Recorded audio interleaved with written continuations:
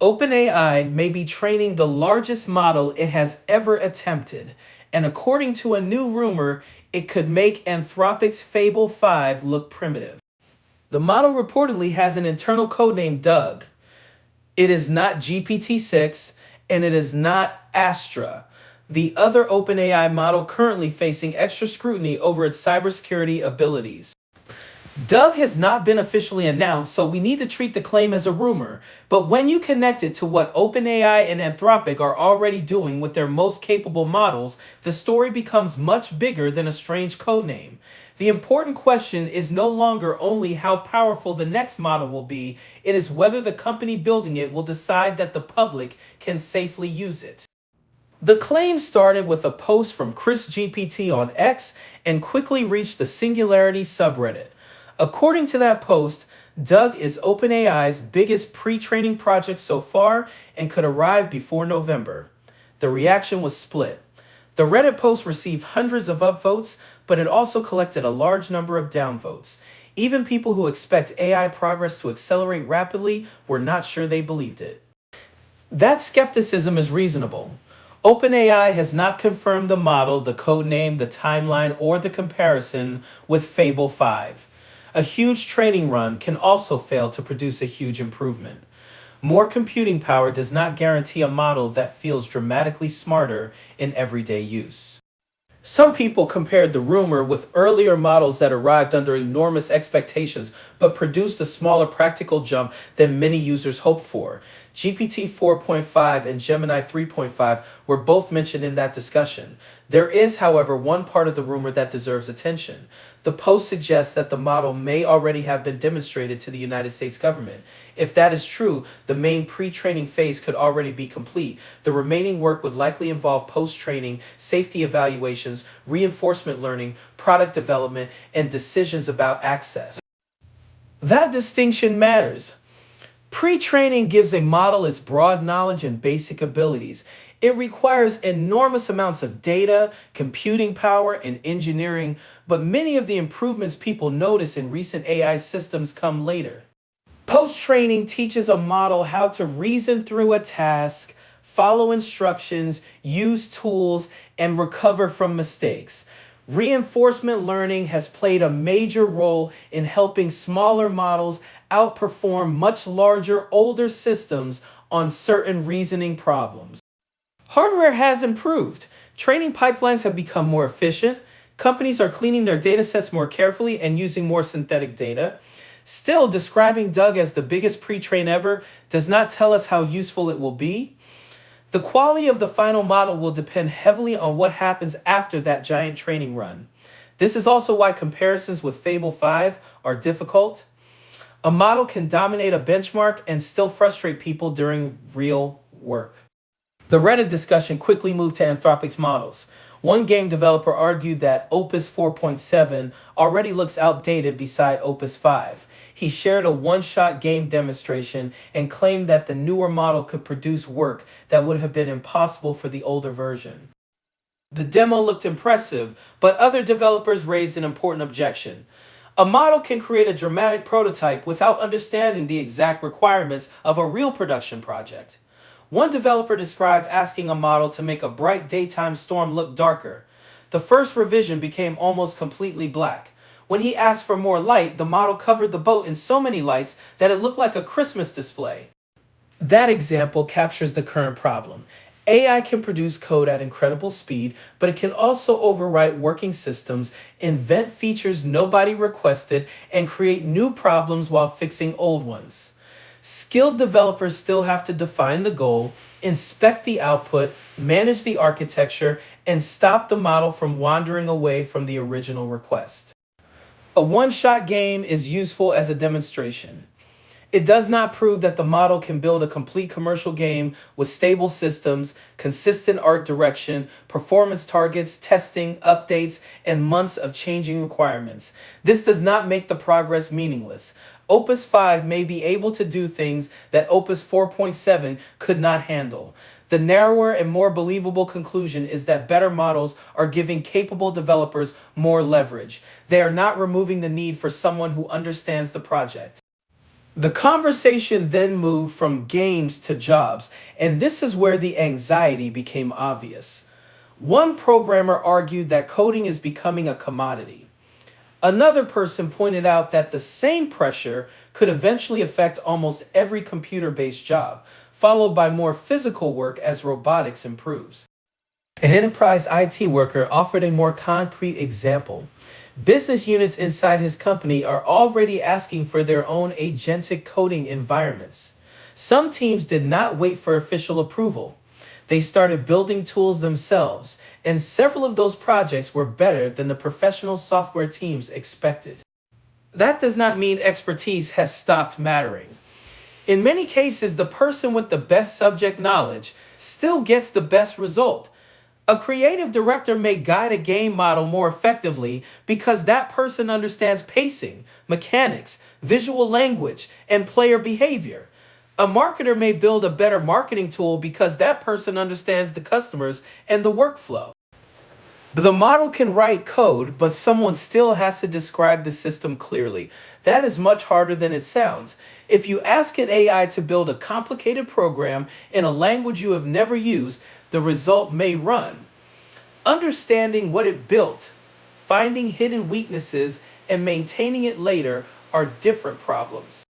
For small businesses, the most useful opportunities may also be less glamorous than generating entire games. Agents can follow up with leads, schedule appointments, organize invoices, and answer repeated customer questions. Those tasks are not exciting demos, but they solve expensive problems for people who are already overloaded. Another person in the discussion asked a fair question. Where are the major real-world inventions? If these models are becoming so capable, why are we not seeing a sudden transformation in transportation, manufacturing, energy, and robotics? One answer is infrastructure. Designing an idea is only the first step. A company still has to find materials, choose suppliers, price the project, build factories, calibrate equipment, pass safety tests, train workers, and maintain the final system. AI can speed up parts of that process, but it cannot instantly replace the physical systems required to turn a design into millions of reliable products. At the same time, it is easy to forget how much has already changed. A person can speak to a machine in ordinary language, ask questions across thousands of subjects, and send an agent to search the web repeatedly before answering. Compared with what was available in 2020, that is a major change, even if Fable 5 cannot build the next Grand Theft Auto by itself.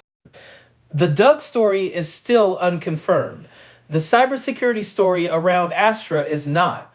Axios reported that OpenAI slowed work on Astra after internal evaluations suggested that the company could not rule out the model reaching the critical level for cybersecurity capability under its preparedness framework.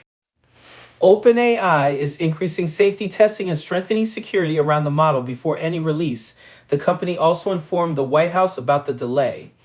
According to the reporting, development activities that do not meet the stricter security requirements are being paused. OpenAI has said Astra was not involved in the earlier Hugging Face security incidents. The concern is what Astra may be capable of under testing, not a claim that the model carried out those incidents. This may be one of the clearest examples yet of a frontier AI company deliberately slowing a model because its offensive cyber abilities could be too powerful for a normal release. Anthropic is facing the same basic problem from another direction. Fable 5 is available to the public, but high-risk cybersecurity and biology requests can be intercepted and redirected to Claude Opus 4.8.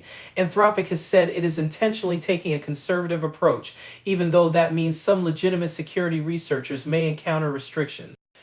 Access to Mythos 5 and other less restricted systems is being handled through a trusted access program.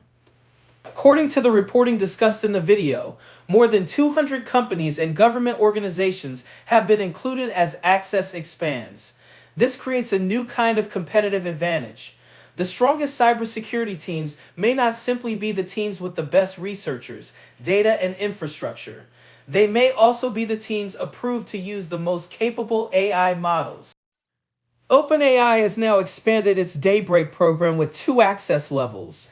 Daybreak Blue gives approved defenders access to frontier general-purpose models, including GPT 5.6 Sol, with safeguards adjusted for authorized defensive work.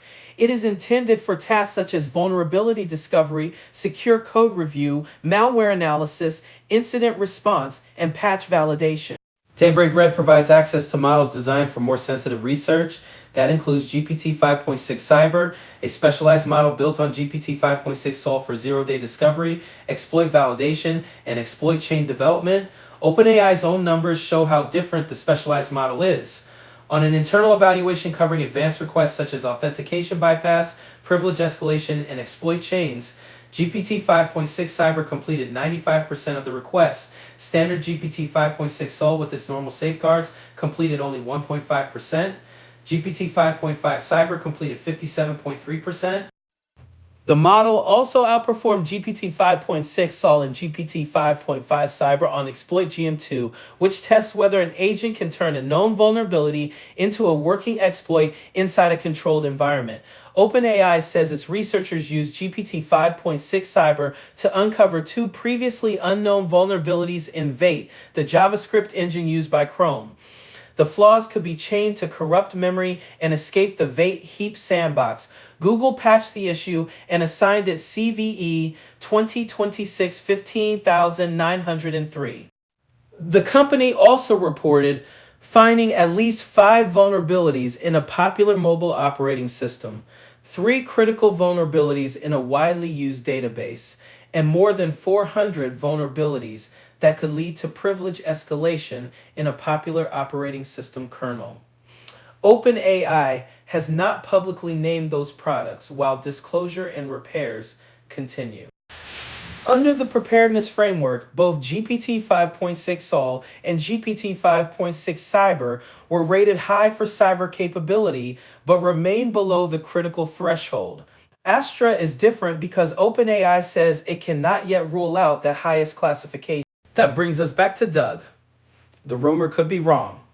The model may have a different name, a different timeline, or no public release at all.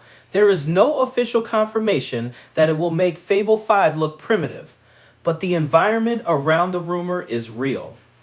AI labs are building models with capabilities powerful enough to trigger government involvement, restricted access programs, stronger testing rules, and delayed releases. For years, every major AI announcement focused on intelligence, benchmarks, and speed. The next phase may be defined just as much by control. Who gets access? Which safeguards stay active? What kind of work requires identity verification? And what happens when a model becomes too capable to release, like an ordinary software update? Doug may or may not arrive before November. Astra may remain delayed until OpenAI is confident in its security controls. Either way, the race is no longer only about building the smartest model. It is also about deciding how much of that intelligence the public is allowed to use. Do you think companies should restrict their most powerful AI models, or should verified researchers have broader access? Share your opinion in the comments. If you found this breakdown useful, please like the video and subscribe to the channel for more clear AI news and analysis. Thanks for watching, and I will see you in the next video.